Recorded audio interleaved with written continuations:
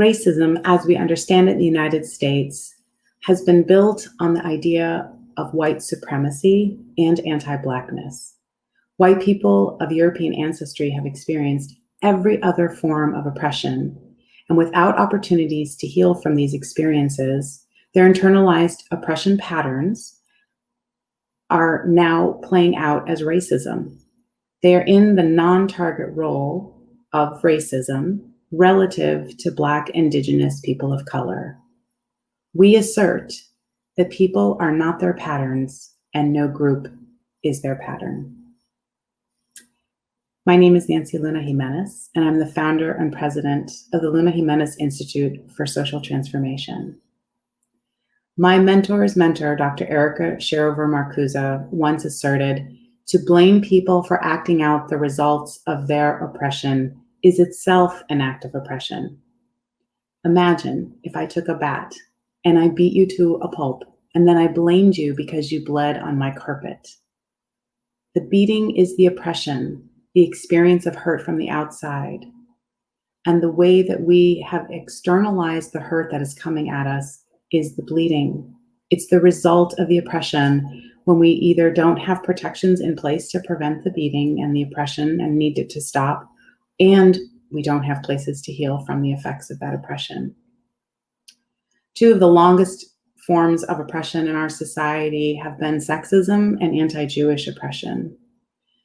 They're so invisible and so ingrained and insidious in the way in which we think about blame in particular. In our work, we assert that no one is to blame for oppression.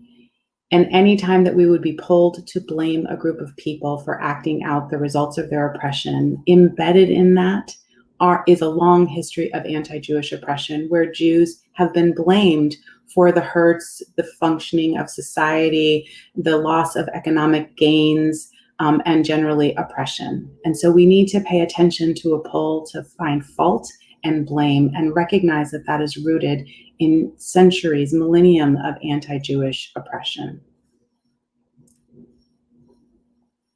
The ability to connect authentically and to bear witness to someone else's experience is what we need to provide the opportunity for people to be seen and to heal. We think that by giving people the opportunity to be listened to through a process called constructivist listening, which is a term that was coined by Dr. Julian Weisglass, is one of emotional discharge with warm, loving attention. That healing is focused for the speaker. The listening attention is not for storytelling. It's not for attempting to influence or to teach or to convince the listener of a particular experience or win them over to your position.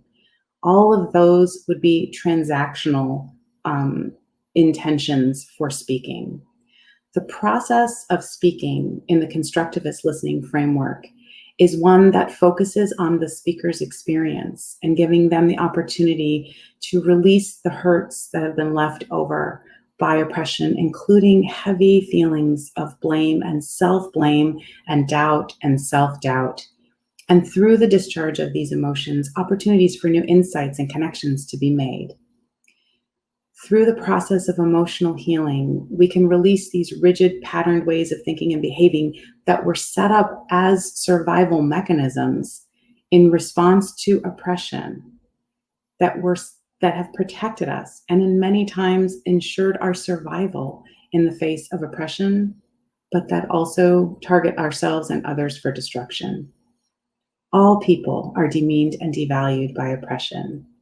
The idea, I believe the misinformation that somehow one group is winning or benefiting from oppression actually devastates our collective humanity.